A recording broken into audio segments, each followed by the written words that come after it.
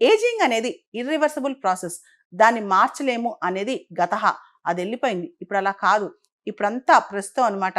ఏదైనా ఇర్రివర్సిబులే, ఇంక్లూడింగ్ మన ఏజింగ్ కూడా. మనకి వృద్ధాప్యం రాకుండా ఆయుర్దాయం పెంచే మెథడ్స్ ఎన్నో వచ్చేసాయని చెప్పి విటలీ కోవలియో అనే రష్యన్ సైంటిస్ట్ చెప్తున్నారనమాట.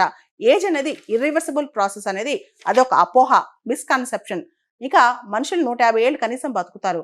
లేబొరేటరీస్ కూడా దీనికి సంబంధించి యాంటీ ఏజింగ్ రీసెర్చ్ చాలా చేస్తున్నాయి. లాంగివిటీ, మనిషికి దీర్ఘాయువు అంటే ఎక్కువ కాలం బతికే అవకాశం.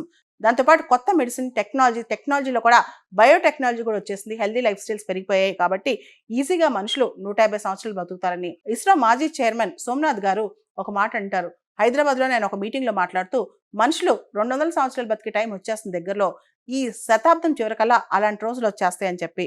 మనం చూస్తే అమెరికన్ ఆంటర్‌ప్రెన్యూర్ మరియు వెంచర్ క్యాపిటలిస్ట్ బ్రయన్ జాన్సన్ కూడా ప్రాజెక్ట్ బ్లూ ప్రింట్ అని చెప్పి మనిషి ఎన్ని గంటలు పడుకోవాలి, ఏం తినాలి, ఎలాంటి ఎక్సర్సైజ్ చేయాలి, ఏ గాలి పీల్చాలి, ఇలా చాలా ఎక్స్పెరిమెంట్ చేసి యాంటీ ఏజింగ్ మీద ఆయన చాలా కృషి చేస్తున్నారనమాట.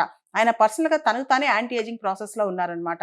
ఇలా చాలా వరకు ఇప్పుడు ప్రపంచం మొత్తం కూడా యాంటీ ఏజింగ్ వైపు చూస్తుందన్నమాట.